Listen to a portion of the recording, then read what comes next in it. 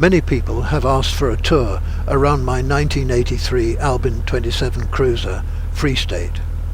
I bought Free State on an eBay auction, sight unseen, as is, where is. The advertisement had photographs, a copy of a survey dated a few months before, and a brief description. The Albin 27 is a classic cruiser with a semi-displacement hull form, not fast but good sea keeping for her size. Ideal for 1 or 2 people, long distance, or a couple and children. Sleep in the aft cabin, relax in the light and airy cockpit, live and eat in the fore cabin. The 61 horsepower diesel engine has good access from the cockpit, and with work it could look like this. Classic lines and a very solid fiberglass hull. A good sized rudder and a large slow revving prop. Starting the tour in the sleeping cabin aft, she has 2 full-length berths, with big lockers under, 4 drawers and good access to the steering gear, 4 opening ports with bug screens and sitting headroom. Relax in the cockpit with a comfy seat for the helmsman. The large lockers swallow the Achilles inflatable to port with room to spare, and the starboard locker houses the 12-gallon day tank and most of the tools for maintenance. The day tank is filled and filtered from the main 72-gallon diesel tank, then through another filter to the engine. The day tank can be easily removed to keep it scrupulously clean. Dirty fuel accounts for 80% of diesel engine problems. There are a further 4 small lockers for engine spares, oils, battery, water, etc., and flat space beside the GPS plotter to lay out charts and publications ready to hand. She has a Raymarine Sport Pilot autopilot, which is not as accurate as the Autohelm ST4000 I had in my sailboat, but it is useful for short periods of time in confined waters. It worked well crossing the Gulf of Mexico. She came with a Garmin GPS map with charts for the Chesapeake Bay, but too old to get charts for other areas.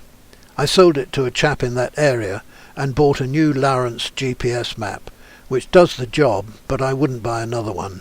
Too quirky. The VHF radio is basic and does the job. The aerial feed has a splitter to the FM radio CD player. The Hummingbird Echo sounder, top left here reading 7.2 feet, works faultlessly but has a rather small display. There are manuals for the engine and every bit of kit. Moving forward into the living area, the table drops down to form a double bunk if needed. With the aft cabin available, I've never used it. A huge locker under the V-berth. The heads are fitted with a freshwater electric flush loo, passing through a macerator to the holding tank. Fresh water is less smelly than seawater. The small fridge works well off the mains or the inverter. The galley has an alcohol cooker, sink with pumped fresh water, and lockers under. I use the microwave oven rather than the cooker, so much quicker. The icebox runs quite a way aft, and I used stacked baking trays to make full use of the volume, storing 4 dozen beers, yet leaving the space under the lid for other food. The radio CD player has lovely speakers, but the CD player skips when underway. She has a cranking battery for the engine and a deep cycle house battery. These are charged by the engine or mains power through a guest smart charger and selected off either or both by the battery switch.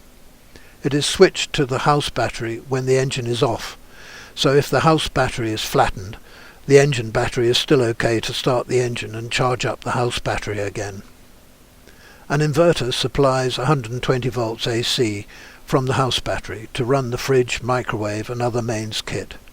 It is a square wave inverter, but everything seems to work okay.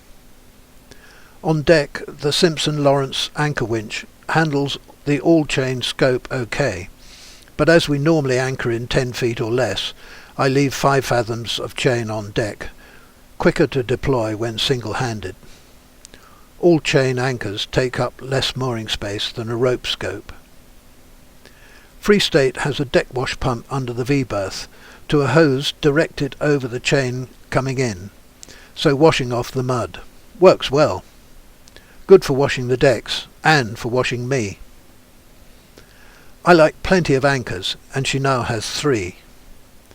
Free State was pretty dirty when I got her, but dollar store foaming lavatory cleaner works wonders, together with cooker alcohol used to shift stubborn black marks left by old masking tape. Oh, and a lot of elbow grease.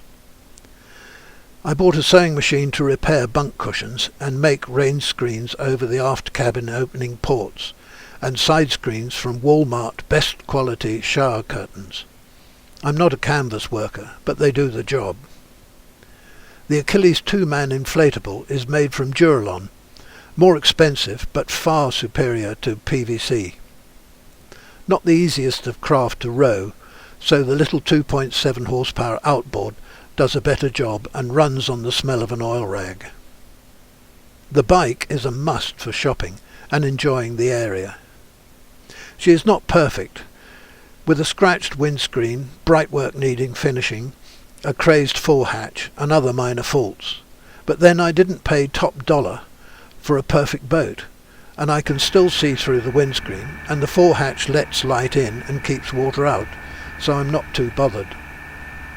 She is seaworthy and reliable, and has seen me through rough and smooth for 1,800 miles in 40 days. I can't ask for more than that.